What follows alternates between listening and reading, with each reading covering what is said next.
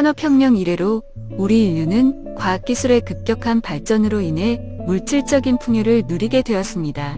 하지만 무분별한 개발과 대량 생산, 대량 소비 체제로 인해 생태계가 파괴되었고 지구 곳곳에서 환경 위기를 맞게 되었습니다.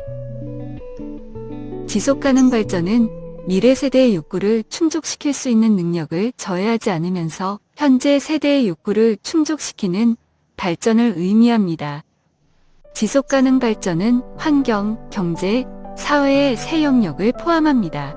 과거에는 환경 보호를 위해서는 경제 발전을 포기해야 하고 경제 발전을 위해서는 사회적 평등을 포기해야 하는 등 환경, 경제, 사회는 양립할 수 없다고 여겼습니다.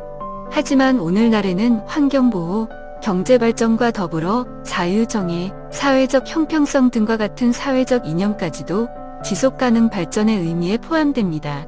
2015년 제70차 유엔 총회에서 결의한 의제인 지속가능 발전 목표는 지속가능 발전의 이념을 실현하기 위한 인류 공동의 17개 목표입니다. 사람, 지구환경, 번영, 평화, 파트너십 5개 영역에서 17개 목표와 169개의 세부 목표를 설정하여 2030년까지 달성하는 것을 목표로 하고 있습니다. 무등산과 영산강의 생명력 있는 자연 조건을 갖춘 광주광역시는 유엔의 지속가능 발전 이념을 바탕으로 지속가능한 도시를 만들기 위해 노력하고 있습니다. 1992년 유엔에서 최초로 환경행동강령 의제 21을 채택하였을 때 푸른 광주 21 협의회를 창립한 것을 시작으로 2016년부터 광주광역시 지속가능 발전 협의회로 명칭을 변경하여 지속가능 발전을 위한 사업을 실시해 오고 있습니다. 광주에서는 유엔에서 제시한 17가지 지속가능 발전 목표를 바탕으로 광주의 환경을 고려하여 실천 목표 17가지를 새로 제시하였습니다. 또한 2017년 물순환 도시, 도시숲, 시원한 도시, 안전한 도시, 생활 속의 자원순환, 녹색경제, 에너지전환 도시, 도시농업, 사회적 경제, 복지공동체, 광주공동체, 평등공동체, 녹색건강, 인간중심 교통환경, 마을공동체, 주거환경, 지속가능 발전 교육 총 17가지 항목을 5차 의제로 선정하였습니다. 5차 의제를 실현하기 위해 협의회 및 포럼 개최, 기후위기 비상행동, 시민학교 교육, 장터 개최, 생태문화마을 만들기, 지속가능 발전 교육 등 다양한 사업을 실시하고 있습니다. 광주 생태문화마을 만들기 사업은 광주광역시 지속가능 발전 협의회의 사업 중 하나입니다. 생태문화마을이란 생태적으로 함께 살아가고 이웃과 같이 사는 마을 공동체를 뜻하는 말로 생태문화마을 만들기 사업은 환경적으로 지속가능하며 쾌적한 생활환경과 자연이 공존하는 문화를 형성하기 위한 종합적인 실천 활동을 지원하는 사업입니다. 생태문화마을 만들기의 흐름은 사람을 모아 장소를 만들고 활동을 채우고 지속가능하게 만드는 것입니다. 여기서 마을 거점 공간과 주민 커뮤니티의 활성화 단계가 생태문화마을 사업의 핵심이라고 할 수 있습니다. 저희는 생태문화마을이 실제로 어떤 모습으로 진행되고 있는지 몇 곳을 방문해 보았습니다. 효천 천연나무 1단지에서는 도시농업이 활발하게 이루어지고 있었는데요. 아파트 입구 바로 앞에 위치해 있는 힐링터널이 저희를 맞아주었습니다. 힐링터널엔 오색 호박과 포도넝굴이 울창하게 자라 있었습니다. 아파트 주민들은 이곳에서 산책을 하며 어린이 학습장으로도 이용된다고 합니다.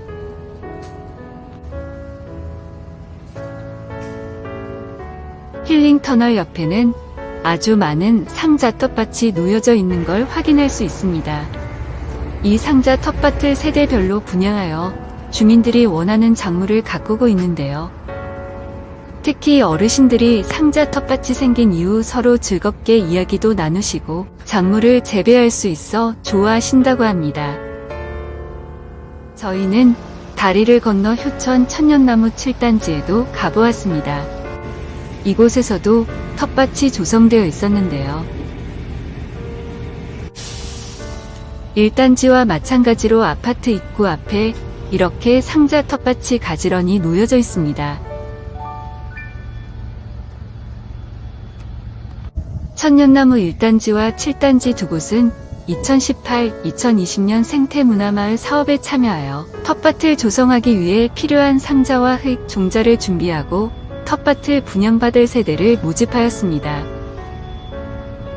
이렇게 조성된 텃밭은 단순 작물 재배에 그치지 않고 아파트 입주민의 녹색 건강과 자원 순환 실천을 위한 다양한 프로그램의 장이 되어 주었습니다. 또한 텃밭에서 재배된 작물과 음식 나눔 활동을 정기적으로 진행하여 마을 입주민 간의 화합에 큰 도움이 되었다고 합니다. 작은 텃밭이지만 이 공간을 통해 아파트 주민들은 정말 함께 살아가는 공동체 마을의 일원이 된 것 같습니다. 부암 종합사회복지관 옥상은 색다른 모습을 하고 있었는데요. 예전엔 아무도 찾지 않는 평범한 옥상이었지만 지금은 없어서는 안 될 주민들의 소중한 공간이 되었습니다. 건물 바로 옆에는 허브를 기르는 비닐하우스가 설치되어 있습니다. 마을의 지속가능한 발전을 위하여 아파트 주민들이 자발적으로 텃밭을 관리하는 모습은 정말 인상적이었습니다.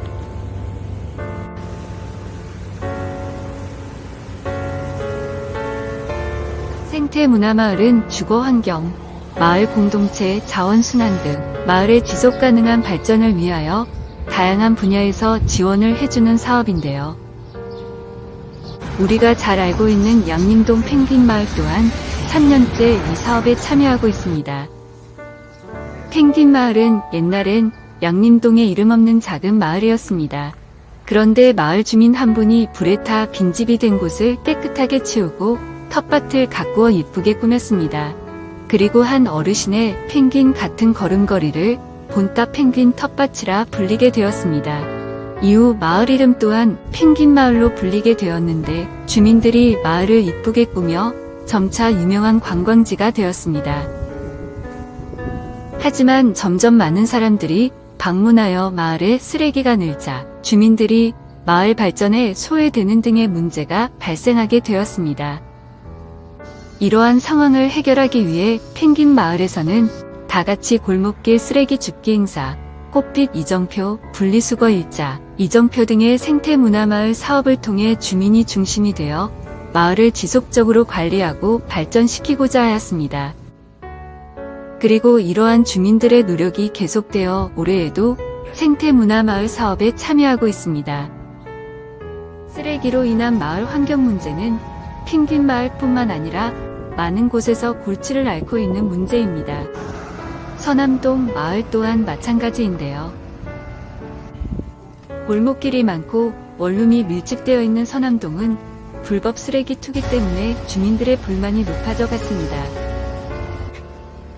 서남동 마을 공동체는 불법 쓰레기 문제를 해결하고 골목길을 깨끗하게 만들기 위해 생태문화마을에 참여했는데요.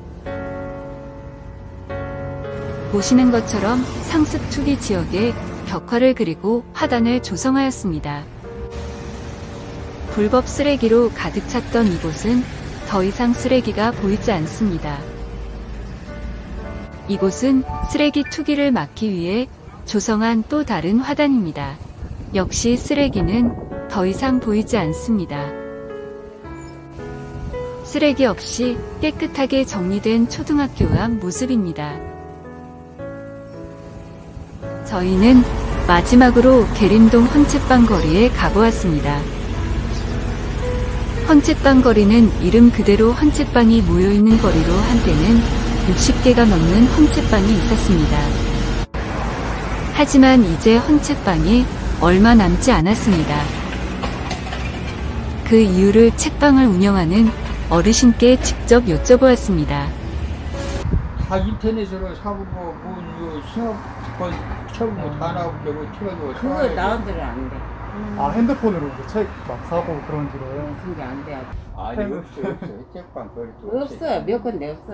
서너 군데나 있나?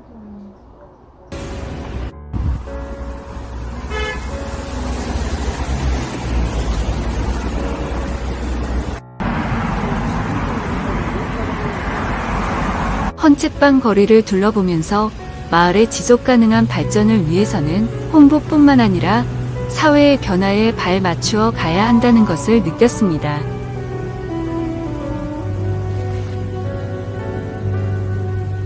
이렇게 생태문화마을 답사를 다녀와 보았는데요. 답사를 다녀온 이후 광주시에서 운영하는 생태문화마을을 조사하면서 2018, 2019, 2020년의 3년간 어떠한 주제로 생태문화마을이 운영되었는지 조사해 보았습니다.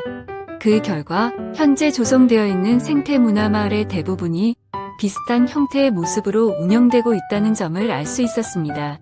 이 형태는 크게 세 가지로 구분할 수 있었는데, 동네 주변 정화 및 방범 활동을 포함하는 골목길 관련 사업, 학교나 아파트, 단지 내 텃밭을 조성하는 텃밭 관련 사업, 광주천이나 동네 주변 자연 환경을 보존하는 환경 관련 사업이 바로 그것입니다.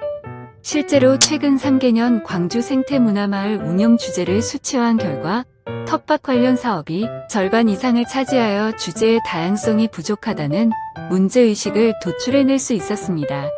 이에 따른 해결 방안은 어떤 것이 있을까요?